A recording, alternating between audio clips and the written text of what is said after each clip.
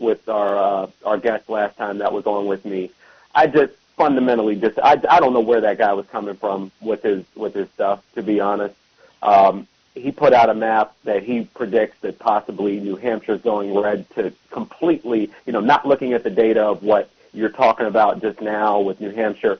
Virginia, I cannot envision a scenario where Trump is on the ballot again. We've been waiting for him, honestly, here in Virginia. We've been getting out the vote in the 2017 election. They always say the party, that the off-year elections always benefit the Republicans. Okay, they got the butts whooped in 17. Ralph Northam wins by nearly 10 points. Democrats win the popular vote by 10 points. Kaine wins by upper teens in 18. 19, we do it again.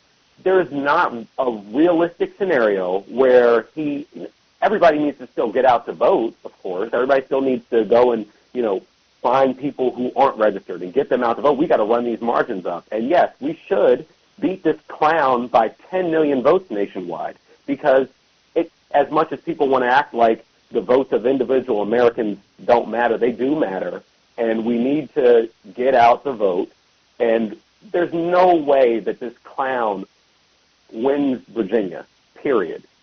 Well, I can just tell you, based on my speeches and appearances and going to events, I can tell you this. In 2016, because I was just running for lieutenant governor, the mood in 2016 is a lot different than it is now in this sense. Oh, yeah. In 2016, it was, people were supporting Hillary, but it didn't have that fervency and sense of urgency that people have now. It was sort of like, I'm going to support her. She'll be the first woman president.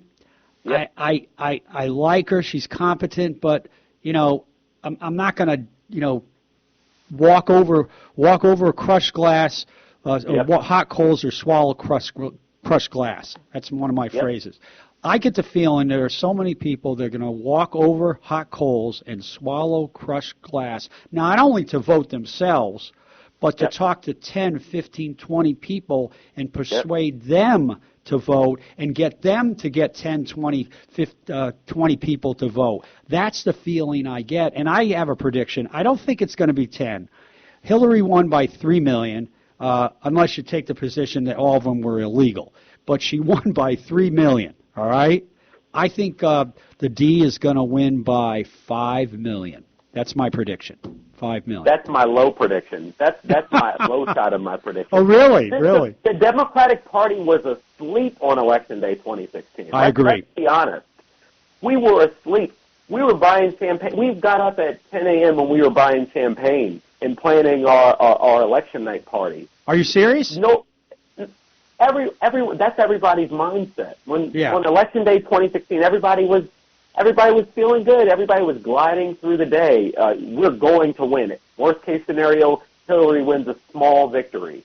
That is not the case this time. Everybody knows there's a chance that Donald Trump wins, and you are going to have millions of people, even people who in 17, 18, 19 didn't do anything. They are going to get out and hit doors this year. They're going to vote. They're going to get their friends to vote. They're going to get their newly eligible kids in their family to vote.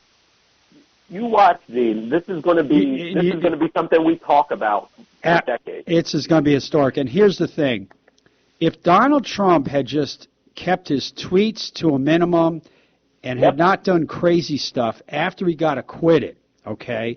If he had showed some humility, some contrition and remorse, if he had done that instead of doing this revenge tour where he's getting rid of people left and right, reopening investigations, closing investigations. If he had not done that, then people would say, you know what, maybe the guy learned and he's not going to do it again.